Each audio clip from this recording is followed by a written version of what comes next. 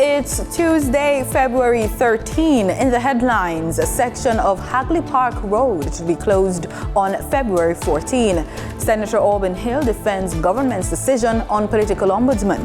In business news, Lasco Financial Services Limited reports decrease in trading income. Regionally, Guyana's teachers union threatens legal action. And in sports, Guyana Harpy Eagles fast bowler suspended from competitive cricket. This is the news on PBC Jamaica. I'm Simone Absalom Gale.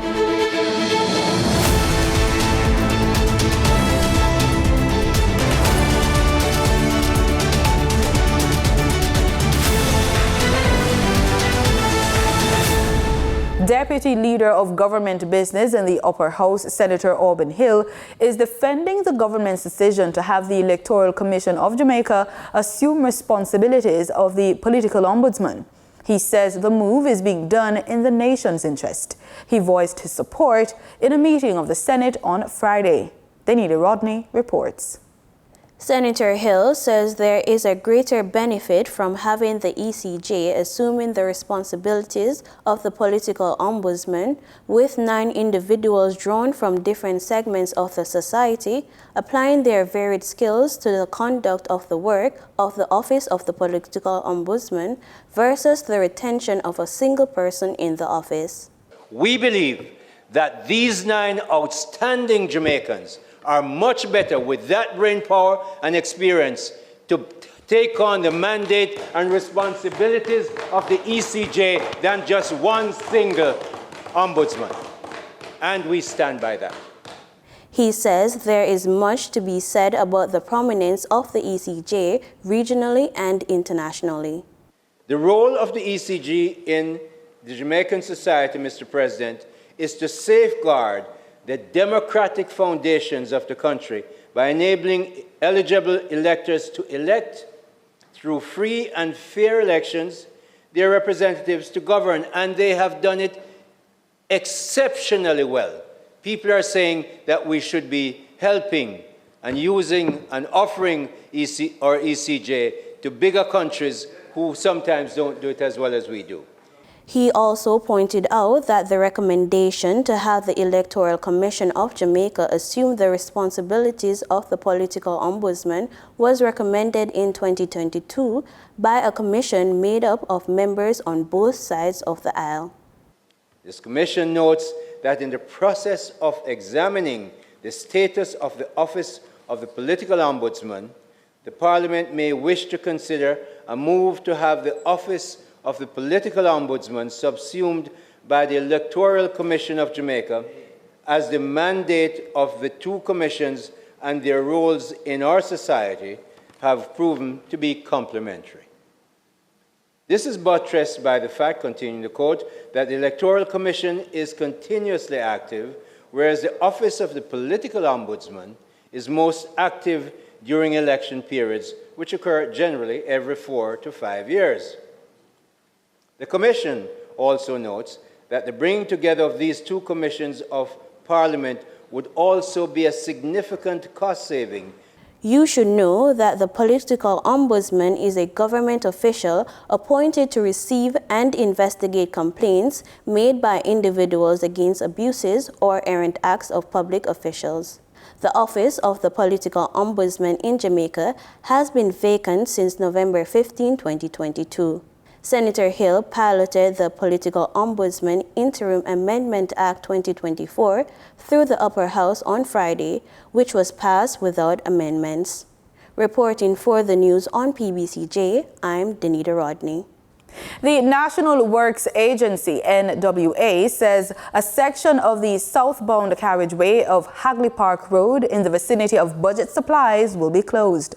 According to a press release from the agency, effective midnight Tuesday, February 13 to midnight Wednesday, February 14, the closure will facilitate the replacement of a metal grating close to National Commercial Bank. During the period of the works, the slip road from the direction of Waltham Park heading to Portia Simpson Miller Square will be closed to vehicular traffic. Vehicles wishing to access Spanish Town Road are being advised to use alternative routes. Employers are being reminded that monthly statutory deductions SO1 for January are due on Thursday, February 15, 2024. Tax Administration of Jamaica explains in a release that the due date usually falls on the 14th day of the month, but this year it would be due on Ash Wednesday, a public holiday. Consequently, taxpayers can submit their January SO1 the following business day. Additionally, employers are urged to make their payments on time so they can benefit from an employment tax credit. Business owners are reminded of a host of payment options, which includes via the TAJ Direct Funds Transfer process for business-related tax payments. This is in addition to customers being able to make payments via the tax authority's website. That's www.jamaicatax.gov.jm. For further information, persons may contact the Tax Administration's Customer Care Center at 888-TAX-HELP. That's 888-829-4357, toll-free, or visit their website. Concerns are being raised across the island about the shortage of guidance counselors in schools. The Jamaica Association of Guidance Counselors in Education says there are schools in rural areas without guidance counselors at a time when more students are presenting with problems that require their intervention. More in this report. Noting that the shortage of counselors is not new, President of the Region 1 chapter of the association, Denise Reed, who is the guidance counselor at Mavis Bank High, said the problem is more evident because more students are in need of assistance. She lamented that not enough attention is being given to each student. The things that you do as a counselor, especially for my school, I have only myself as a counselor there. When it's time for me to do something else and there is a challenge with another student, I have to leave what I am doing to attend to it. So I believe that all schools should have at least 2 guidance counselors, even if the school population is small. Because when the guidance counselor is doing something else might crops up and you have to deal with the situation. However, we are dealing with that. My concern is for the school. While the situation is challenging for schools with just 1 guidance counselor, she said the greater concern is for schools that have none. She suggested that the lack of involvement by parents in the lives of their children is adding to the behaviors that require intervention. I know the ministry have taken on a mandate to actually educate the parents in the schools, and they are funding it. However, the parents that we really want to reach, they are not coming out. What I believe the ministry can do is to sanction those parents that are not coming out. Yes, we have been having our workshops, we have having our seminars, but the parents that are coming are the ones that we don't really want to see. The ones that we want to see, they are not coming out. How can we get them to? Ms. Reed also said she is to meet with the head of the guidance and counseling unit in the Ministry of Education to discuss the matter. Danita Rodney reporting for the news on PBCJ. February is Heart Health Month. This month we focus on how to keep your heart healthy, and one way is to ensure that you eat healthy. Ensure that pre-packaged food you buy is healthy. To do that, we have to learn how to read labels. Nutrition educator Christopher Sinclair McCullough explains in this Living Healthy report.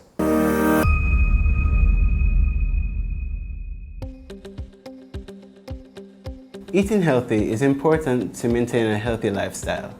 This means that we need to be consuming foods from all 6 food groups. It's also important to pay close attention to your nutrition labels.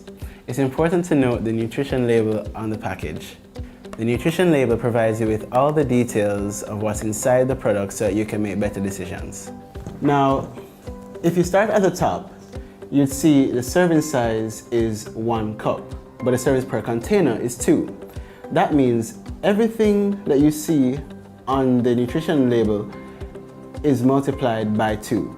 So for calories, that says 250, it's actually 500 calories, and you go onward down the line. Now, if we look at the calories are 250 for 1 cup, but the servings per container is 2. So if we consume the whole container, you're consuming 500 calories and twice the amount of nutrients listed below. So the nutrients highlighted in yellow, you want to ensure that you don't consume them in excessive amounts because they can lead to non-communicable diseases such as stroke and hypertension.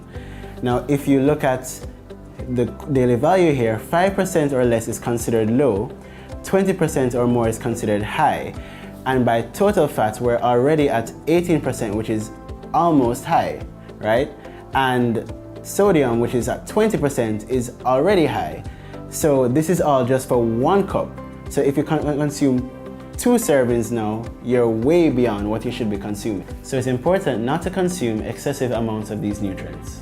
It's important to get enough of these nutrients highlighted in blue because these nutrients help your body to grow and stay healthy. Paying close attention to sugars now, at 5 grams, 1 teaspoon of sugar is 4 grams. So if we go by the servings per container, which is 2, we multiply the 5 grams of sugar by 2 to get 10, which is what we'll be consuming for the whole container, and that will be 2.5 teaspoons of added sugar. But according to the American Heart Association, for children 2 to 18, they should be consuming less than 6 teaspoons of sugar. For adult males, 9 teaspoons of sugar, and for women, 6 teaspoons of sugar. To put this into context, your average 600 milliliter bottle of soda may contain 15 to 20 teaspoons of sugar. Your average 450 milliliter box drink may contain 12 to 15 teaspoons of added sugar. And Tetra Paks in the 200 milliliter size may contain 5 to 6 teaspoons of added sugar. Now remember, serving sizes vary from product to product. This product has 2 servings, so I'm going to show you what 1 serving looks like.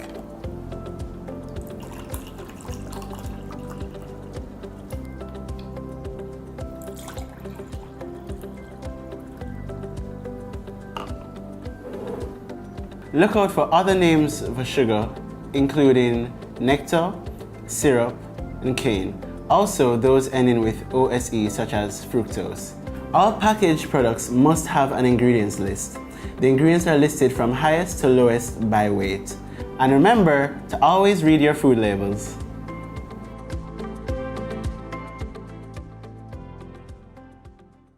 Time now for the business report with Denise Williams.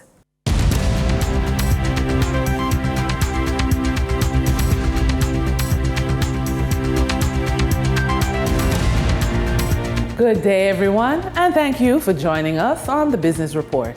I'm Denise Williams, your guide through the latest happenings in the world of business. Cargo handlers for the first quarter ended December 31, 2023, reported a 4% increase in revenue totaling $139.23 million compared to the $134.34 million in the corresponding 3 months last year. Profit before taxation for the first quarter ended December 31, 2023 amounted to $80.32 million, a 15% decrease relative to the $94.18 million reported in 2022. Taxation for the 3 months had a 16% decrease to reach $15.96 million.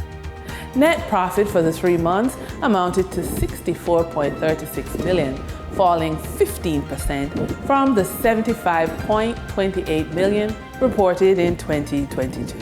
Lasco Financial Services Limited for the 9 months ended December 31, 2023, reported a 3% decrease in trading income totaling $1.6 billion compared to $1.66 billion in the corresponding period last year. Trading income for the third quarter experienced a 2% decrease to close at $525.17 million, compared to $537.76 million for the comparable quarter of 2022. Net profit for the 9 months amounted to $92 million, a 51% decrease from the $187 million reported in 2022. For the third quarter, net profit was $36 million compared to the 2022 outturn of $30.61 million. The company's assets totaled $4 billion, a fall from the 2022 asset base of $4.65 billion. This resulted from a 62% decline in short-term deposits, closing at $297 million. Two corporate actions stand out in yesterday's trading activities. One-on-One Educational Services Limited has advised that on January 31, 2024, a senior manager sold 200,000 one-on-one shares. Up next, Cygnus Credit Investments Limited has advised that its board of directors has scheduled a meeting for Friday, February 16, 2024, at which time the directors will consider, and if thought fit, recommend a payment of an interim dividend to ordinary shareholders. During trading on February 12, 2024, the top advancing stocks covered the technology, food, and construction sectors on the Jamaica Stock Exchange. Productive Business Solutions 10.5% shares advanced 17.89% to jump by $195 to close at $1,285 with 10 shares traded.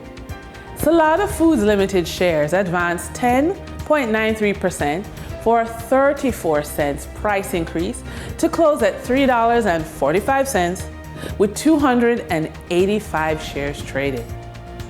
Berger Paints Limited shares advanced 8.35% for a 48-cent price increase to close at $6.23 with 100 shares traded.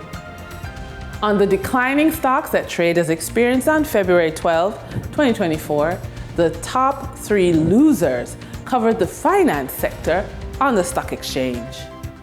Victoria Mutual Investments Limited declined by 12.81% for a 41-cent fall to close at $2.79 with 196,000 shares traded. Sterling Investments Limited US dollar shares declined by 8% to close at 2 cents with 5,366 shares traded. Epley Limited declined by 6.49% for a $2.55 drop in price to close at $36.77 with 447 shares traded. Trading activity on the first-tier market of the Trinidad and Tobago Stock Market for February 12, 2024 registered a volume of 181,000 shares crossing the floor of the exchange valued at 1.7 million TT dollars. Massey Holdings Limited was the volume leader with 121,211 shares changing hands for a value of 526,000 TT dollars, followed by National Enterprises Limited with a volume of 35,892 shares being traded for 135,000 TT dollars. Moving from the money moves of investors, executives, and companies, we turn to the Forex market. On February 12, 2024, the Bank of Jamaica reported that US $31.4 million was bought from Forex traders, while US $17.6 million was sold to Forex traders. Buying directly from the Bank of Jamaica, foreign currency traders sold the US dollar for $157.21 and bought the US dollar for $155.20. The difference between the buy and sell rate was $2.01, which represents a profit for Forex traders for every US dollar traded. Canadian Forex traders earned a trading profit of $2.45 from transactions with the Bank of Jamaica. The Canadian dollar was sold at $115.36 and bought for $117.81. For traders looking at the British pound, they pocketed a profit of $8.85, selling it for $201.71 and buying it for $192.86. For our credit report tip of the day, rebuilding credit necessitates a solid understanding of credit management principles. Individuals with low credit scores often embark on a journey of financial education, learning about budgeting, debt repayment strategies, and the importance of timely payments. This newfound knowledge empowers you to make informed decisions and avoid repeating past mistakes. And with that, we wrap up today's business report. I'm Denise Williams. Appreciate your company. Stay well informed. Stay ahead of the curve. Until our next update, take care. In regional news, in Guyana, teachers on Monday continued their protest outside the Ministry of Education at Brickdam, Georgetown. And President of the Guyana Teachers Union, GTU, Mark Light, expressed readiness to extend the strike until their demands are met. Newsroom Guyana has been following the story. Until we get it right.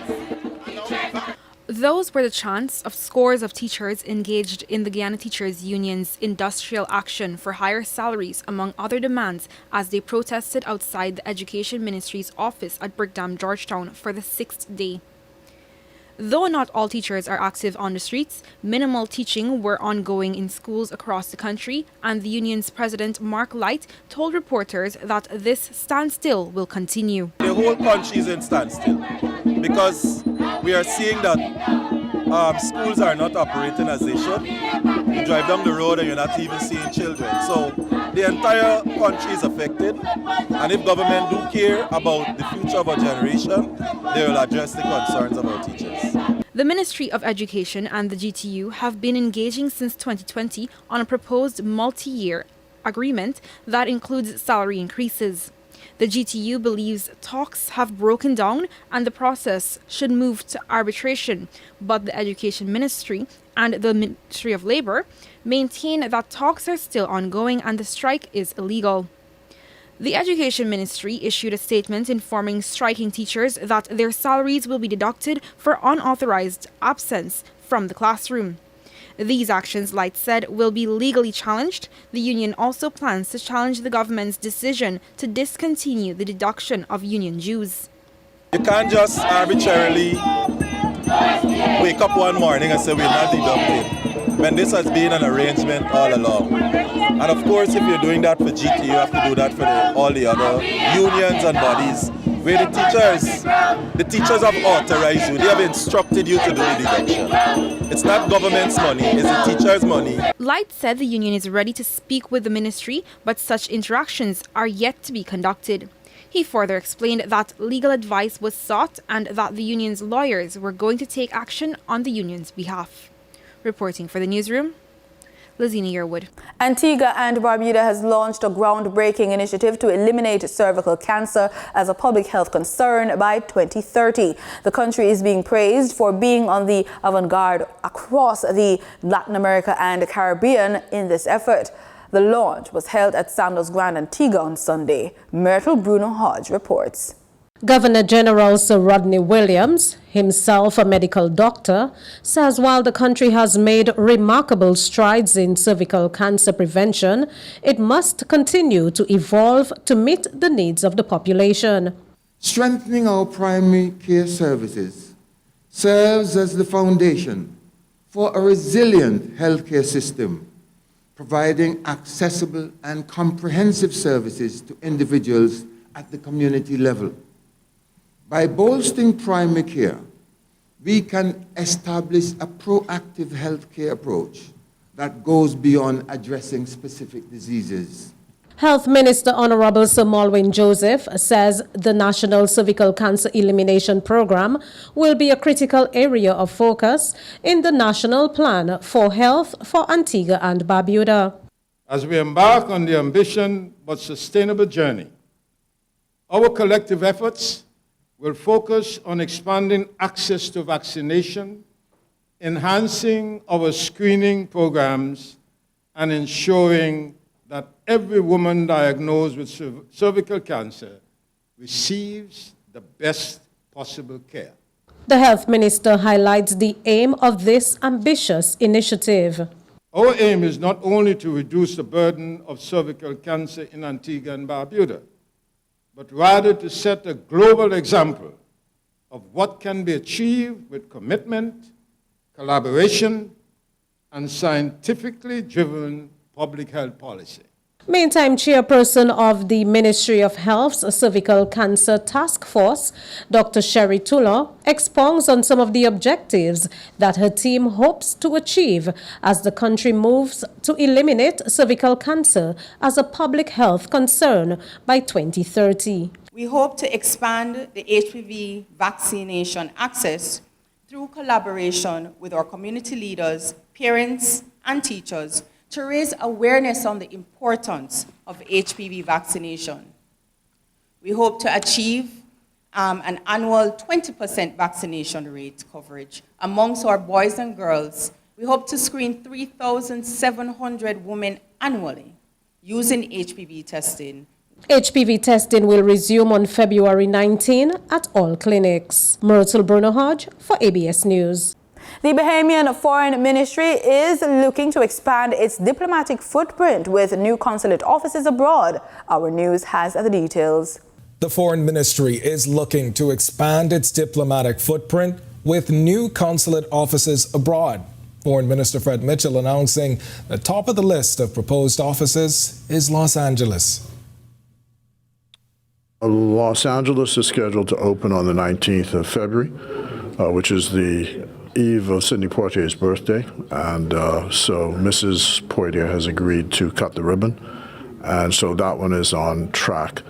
There have been agreed upgrades to Trinidad and to Jamaica, but that's the actual thing about an office, and all the rest of that some ways off. And similarly in Abu Dhabi. Questioned about government's ability to staff these offices with enough manpower and resources, Mitchell admitted he's more concerned with budgetary support. That is a matter for the Ministry of Finance. We work with them. We don't stretch our resources beyond what the country can bear. What we know is that there is a demand from Bahamian citizens who travel abroad for the consular services. And you just have to be, for example, you run into a problem in Thailand or you run into a problem in Australia, and the nearest place is China, which is even at the best way 10 or 11 hours away by plane. So there are these difficulties. In sports, Trinidad and Tobago's Red Force and Guyana Harpy Eagles are hoping to get their West Indies Championship campaigns going in earnest after their first round match was rained on. But the Eagles will have to do some adjusting to their bowling lineup. More in this report from Wayne Cunningham. Harpy Eagles fast bowler Ralston Beaton was reported for a suspect bowling action during the ongoing West Indies Championship. Beaton's action was cited by match officials during the first round match between Guyana Harpy Eagles and Trinidad and Tobago Red Force in St. Kitts, which ended last Saturday. As part of the process, once a player is reported for a suspect bowling action, video footage from the match in which the player was reported is provided to Cricket West Indies.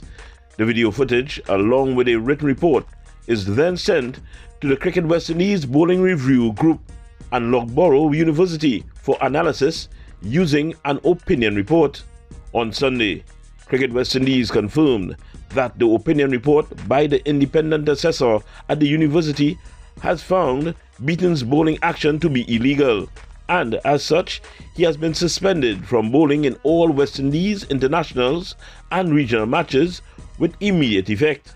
Beaton will remain suspended until such time as his action is found to be legal, in accordance with the Cricket West Indies regulations for dealing with suspected illegal bowling actions. Isai Thorne, who returned from competing with the West Indies men's under-19 team at the recently concluded ICC Men's Under-19 World Cup in South Africa, will replace Beaton in the Guyana Harpy Eagles squad.